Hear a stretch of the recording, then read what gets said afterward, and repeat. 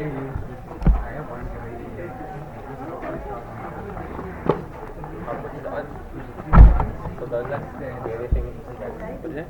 pun tak ada dia, tak ada kita.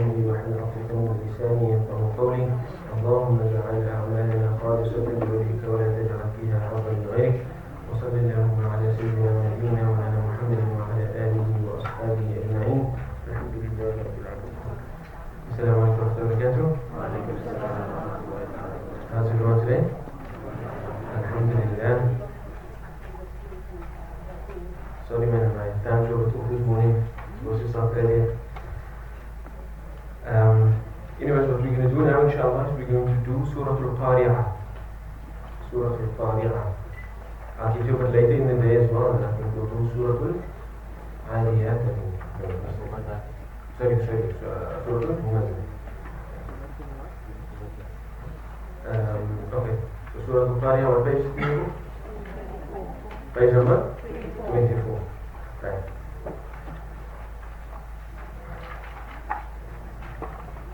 The name وقلت هذا سبيل السورة إن شاء الله نوحي الله سبحانه وتعالى بعد أعوذ بالله من الشيطان الرجيم بسم الله الرحمن الرحيم القارعة ما القارعة وما أدراك ما القارعة يوم يكون الناس كالفراش المبثوث وتكون الجبال كالعهن المنفوش فأما من ثقلت موازينه فهو في عيشة راضية وأما من خفت موازينه فأمه هاوية وما أدراك ما هي نار حامية. So the name of the surah is Surah Al-Qari'ah. Qari'ah, what does it sound like? What form of the word is it? Is the ism fi'al harf?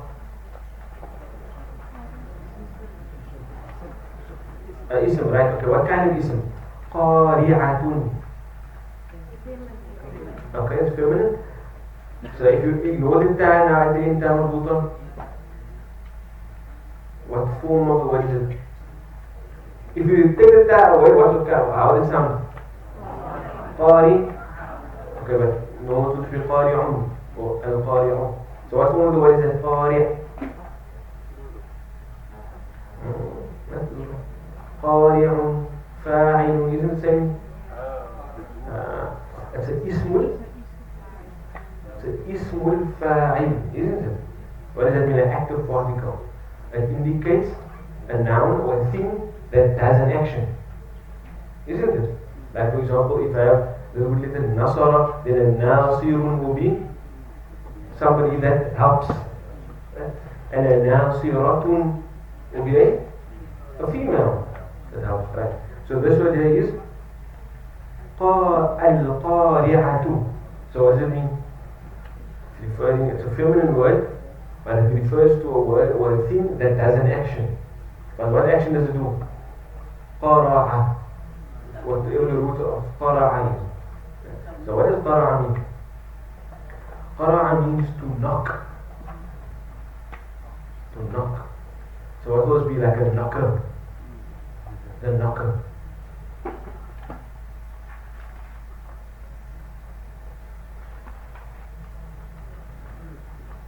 But this word, literally, it means the knocker.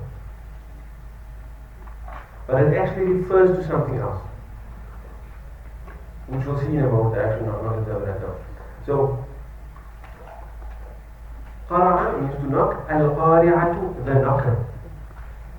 Now, there's different words in the Arabic language that mean to knock. Like for example, if I go to a door, I can say طرقت الباب. طرق. That means to knock on a door. Right? I can also say قرعت الباب. Also means to knock on the door. But you have come to know that in Arabic you have similar words that have the same basic meaning, but there's different nuances between them. So the nuance of qara'a means to like bang something, to knock it hard. To knock it hard. Hard and purposefully and unexpectedly as well. So like for example, if somebody comes to your house in the middle of the night and then they knock on your door hard, then you'll say qara'a babi. Like banged my door hard unexpectedly. Yeah. So it's obviously it sounds a bit clumsy when I add all those adjectives to it. But if I use the word qara'a in Arabic, like to knock on the door like that, you immediately understand you knock the door hard and you did it unexpectedly. So what it does is it disturbed me or shook me. When that knock came unexpectedly and so loud and hard, it disturbed me or it rattled me. So that's the meaning of qara'a and al-qari'ah. So al-qari'ah will mean the thing that knocks hard and unexpectedly, that disturbs you as well.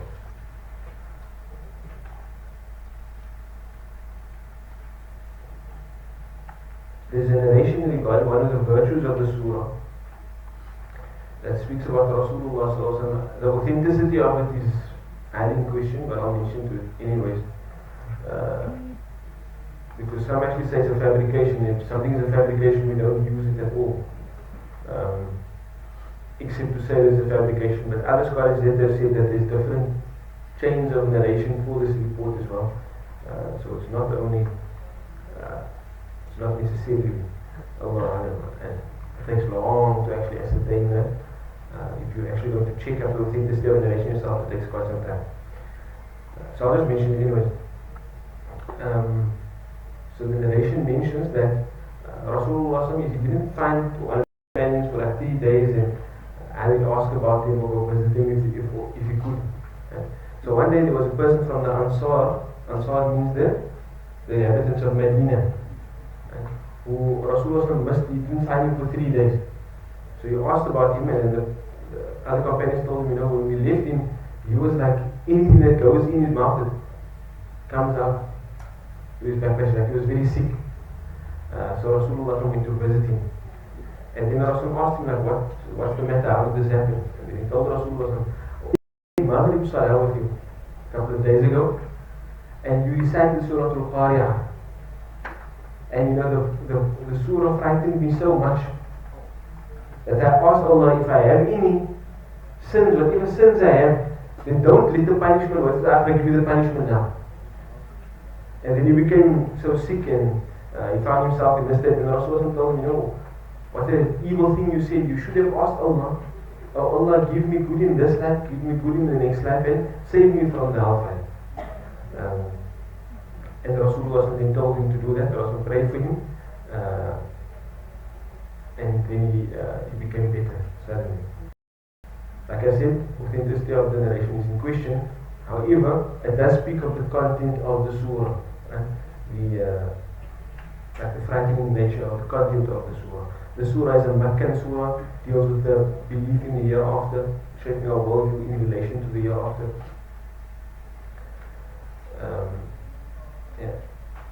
And in fact, the surah itself is about Qiyamah. The surah itself is about the final day.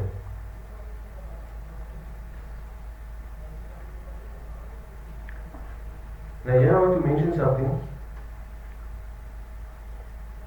The surah being about Qiyamah, about the last day, we understand from that you know, sometimes as people living in a secular world where belief in the religion is not entrenched in the hearts of people, and though we do say that we believe in the unseen, sometimes we tend to conceive of these things as like unimaginable fairy tales or something like that.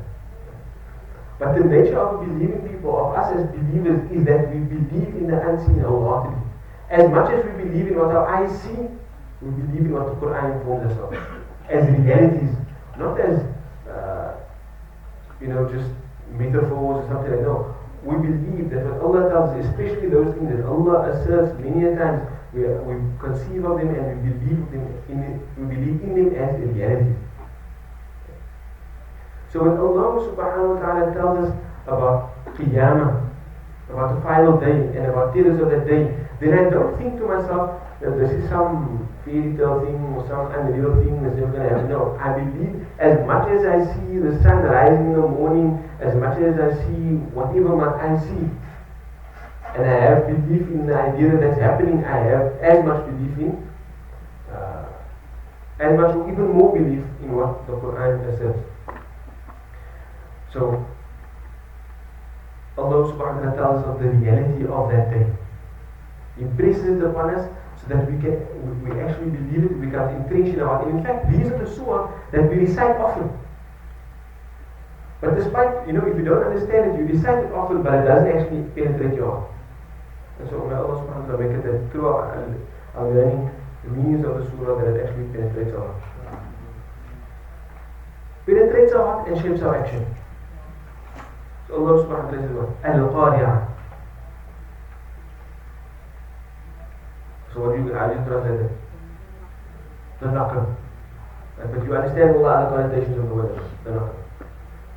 Now usually when you have a sentence, you're looking for a mubtada and a khabar. So here you have a mubtada, where's the khabar? Not there. So usually to have a complete sentence, when I have a subject of the sentence, the khabar or the predicate of the sentence tells me the information that is intended. So now I'm left with a word, with a subject, but no information. So what does that do to me? The knocker. What's happening in everybody's mind? What are you thinking? What's the knocker? Who is the knocker? What will see? That's what I'm saying. Everybody's surmising, oh, what is this thing that exists in the mind? So Allah subhanahu wa ta'ala just mentioned that subject like that without the khabar to actually make you think, what is al-Qari'ah? And then to build that anticipation, Allah subhanahu wa ta'ala says, Ma al-Qari'ah? Ma al-Qari'ah. That Madi is coming in questioning sense. What is al-Qari'ah? But you are already asking yourself that question, isn't it? And then it's as if Rasulullah, the one reciting it, is reciting the words of Allah subhanahu wa ta'ala, He just piques your interest a little bit more by letting the question be articulated. Mal Qari'ah, I think it's already in my mind. Because when I refer to something as definite, like if I speak about I'm going to the shop, then it assumes, if I say to somebody I'm going to the shop, then there's an assumption there that he knows what I'm talking about, what shop I'm talking about. Otherwise I wouldn't tell him the shop, I would say I'm going to the friendly shop around the corner. Because otherwise he doesn't actually know where I'm going. Yeah. So when Allah says Al-Qari'ah, it's different. Right? So it almost assumes as if you know what is being spoken about. As if you're supposed to know what's being spoken about. But Allah knows that you don't know what's being spoken about. So He mentions in the form of a question, which is something that you're already thinking. This is something that I'm supposed to know about, but I don't know about it. What is it? And then the speaker admits, you don't know what it is. What is Al-Qari'ah? So now you're thinking even more. What is this thing? Then Allah asks another question. وَمَا أَدْرَاكَ مَا الْقَارِعَةُ وَمَا. The wa means ma. You know ma can come with a number of meanings, right? Here, in this instance, it means what? Like in a question sense.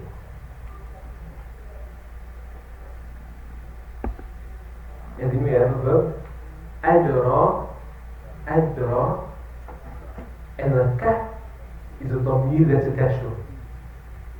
Adra, yudiri means to make someone know something. To give someone, to cause them to know. Right? So, and what?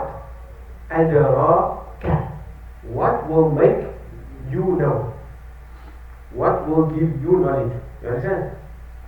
We haven't done this verb form yet. Adra, yudiri. That's the fourth form. Right? It means to make something know. This is a past tense verb. And it's the masculine. The side of it is inside huwa, referring to the man. What will make know, and who will it make know? Ka, you. That the ka is the maf'ul bihi. What will make you know? Mal Qari'ah.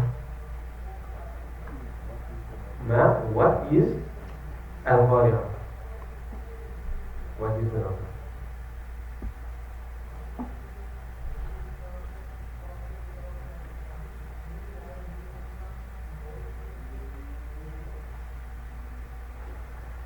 So this is the third question, and that's just piquing your interest even greater. It's telling you now, what will let you know, what will make you know what Al-Qari'ah is.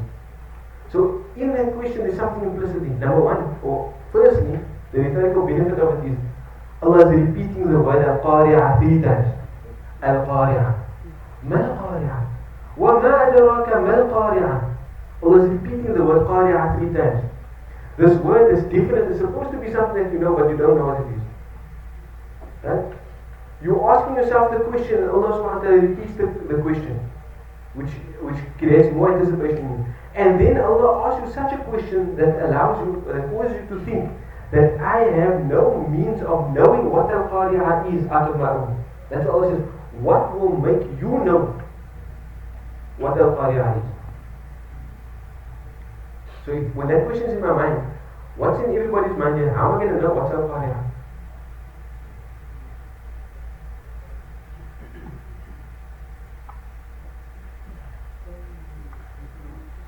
Are the blank looks I don't know?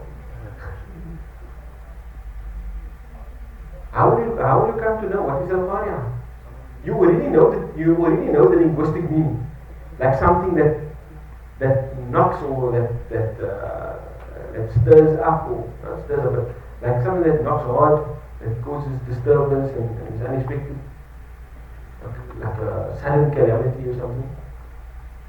You know the linguistic meaning, but this definite one, Al-Qari'ah, how do you know what it means? The speaker must tell you, isn't it? The only way that I will come to know is if Allah informs me of it. So what Allah subhanahu wa ta'ala is doing there is because Allah is going to inform you now of the reality of the unseen. So Allah subhanahu wa ta'ala is just causing to exist in your mind the idea or the understanding that there's some types of knowledge that I have no access to unless I'm informed of. When you ask a question to which you cannot, I can't just apply my mind and then come to know the answer. I can't just, like for example, if I want to know, do plants need oxygen to grow? I can do an experiment and come to know them. Right? But to understand what this definite word is referring to here, I can't come to know it by experimentation or anything like that. I need an external source of knowledge that informs me. So it's automatically, there's an admission to yourself that there's types of knowledge that I cannot acquire on my own. But it's knowledge that I want, anticipate, I desire to know it. And also, because of the repetition of this of the word al-Qari'ah, we almost come to understand in our mind that this Qari'ah is something important. Otherwise, why would so much anticipation be built around it? And then Allah subhanahu wa ta'ala tells you what it is. Al-Qari'ah. Ma al-Qari'ah? Wa ma adraka ma al-Qari'ah? Now, for those of us who don't necessarily know the tafsir of it, the Arabs of that time would have had as much knowledge of it as we have. They don't know. So they need to be informed. So then Allah subhanahu wa ta'ala tells him via Rasulullah sallallahu alayhi wa sallam, يَوْمَ يَكُونُ النَّاسُ كَالْفَرَاشِ الْمَبْثُوثِ. Yawma, understanding it, it is the day. Yawma, the day. But what qualifies this day? Yawma, a day when yakunu. Kana means was. Yakunu means is or will be. So here it means will be because something in the future. The day when yakunu nasu. And nas means the people. The people will be. The people will be. Ka. What does ka mean? Ka is a harful jar. What does it mean? Like. It's an adat tashbih. When I want to compare two things or liken two things to each other, then I use that word ka. And nasu ka. Man will be like al-farash al-mabthuth. First, before we even look at the meaning, what kind of construction do you see there between al-farash and al-mabthuth? What kind of construction? They're both nouns. Mawsuf sifa, right? They agree in everything. Gender, both masculine, encasing, al-farashi, al-mabthuthi, both jar, number. Those are both actually the singular forms. I think the one is more collective noun. Al-farash. It's a singular word, but it's a collective noun. Al-farash, al-mabth. What's the last one? Different. They're both different. That's what we have Mawsuf sifa construction. But what's Allah saying? The day when mankind will be like al-farash. Farash means moths.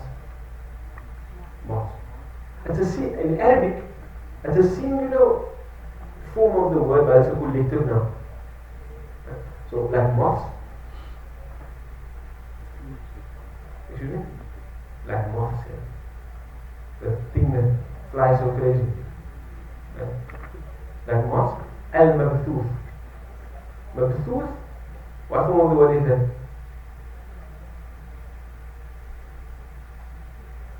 I just want to know, it's a noun, right? Okay. What form of the noun? Like earlier I asked you told me ism fa'il. Which one is this? Mabthuth.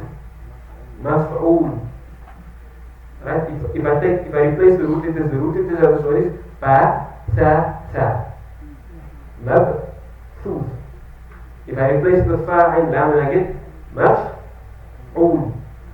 So what's the ism maf'ul? That means the noun that indicates something that an action was done to. And the action batha yabuthu means to scatter something. So something that's mabthuth will mean what? Something that is scattered. Something that is scattered, which was caused to be scattered.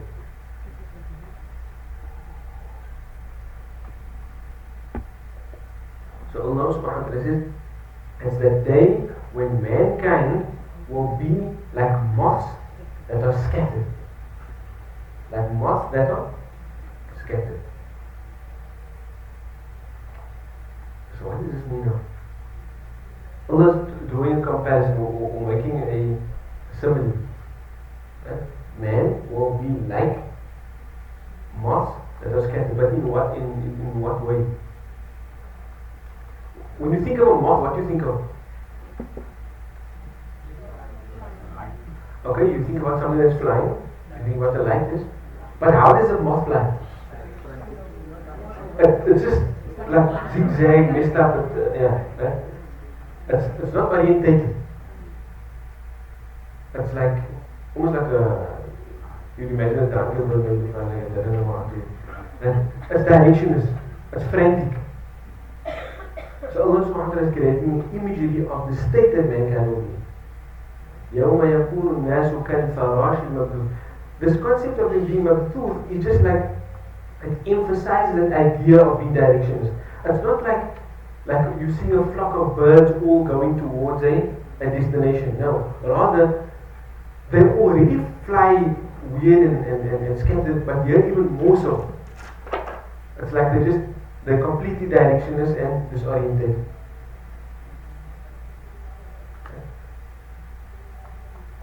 Almost as they're mad, they're frantic for something. So Allah subhanahu wa ta'ala is creating the image of Qiyamah as being that day, and it ties in with Qari'ah. Something comes to you unexpectedly. You can almost imagine, we sit to knock on the door. So just imagine if you're sleeping, and then you hear like a super loud, beyond police army level knock on your door at night. When you're not expecting anyone, you think things are normal. How do you wake up? You wake up disorientated, frantic, hey, what's going on? You don't know what you must do. Must I go hide? Must I open up the door? So it's tying in with that whole idea. Al-Qari'ah, and Allah describes this, يَوْمَ يَكُونُ النَّاسُ كَالْفَرَاشِ الْمَبْثُوثِ. That day when people will be like, when mankind will be like scattered moths.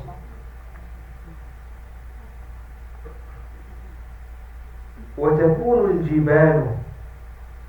كَانَ يَكُونُ again will be, yes, feminine, تَكُونُ.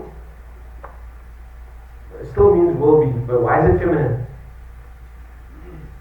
Because the ism of that word is al-jibal, and jibal is a plural of the word jabalun. Jabalun is singular, jibalun is plural, and how do we treat the singular?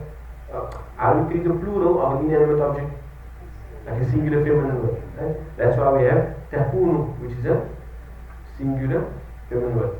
That vowel sound. Yakunu, yakununa. Takunu, yakunna. And takunu, takununa, takunina, takunna, akunu, yakunu. Don't worry. There's something slightly different in that scale, which is a bit later. But takunu is just the feminine form. So, and the mountains will be what?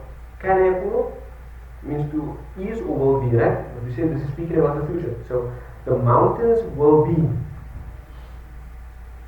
Ka, again, ka means like. Al-ayn. Al-ayn. Ayn means wounds.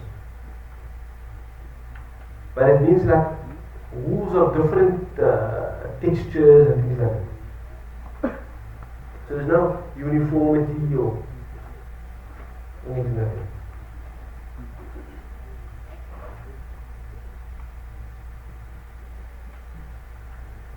كالعين المنفوش. منفوش. The verb is naf, comes from the word again manfush. You can see what form of the word is that? Maf'ul. Ismul. It's the ismul maf'ul. Manfush, maf'ul. So that an act was done with what act? The act of nafasha. Nafasha means to puff something up. Like there's different levels of blowing. Nafata means to blow, nafasa means to breathe, nafaha means also a type of blow, nafakha means to blow. It's something beautiful about the Arabic language in that, so I'm not going to focus on that now. So I'm trying to keep this for people. So nafasha means to puff something up. Right? Yeah, to puff something up. It can also mean to ruffle something up. To ruffle something up. And one of the forms of the word nafasha actually means wool as well. One of the forms of the word nafasha actually means wool as well.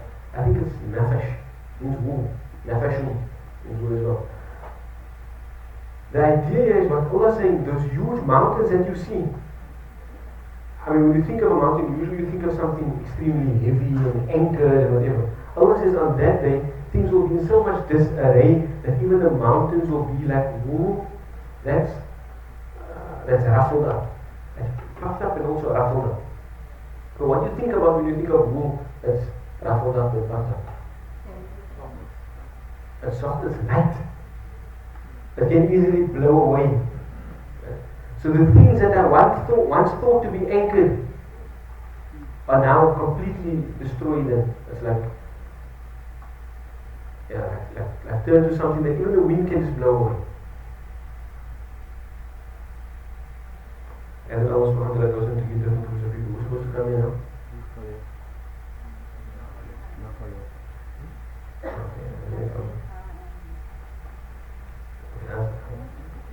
Okay. What we're going to do is, inshallah, I'm coming back here again later. After the break, inshallah, and then we'll continue with this thing. And then we'll move on to Surah Al-Mu'min. So we're in here for now. Assalamu alaikum. See you guys later, inshallah.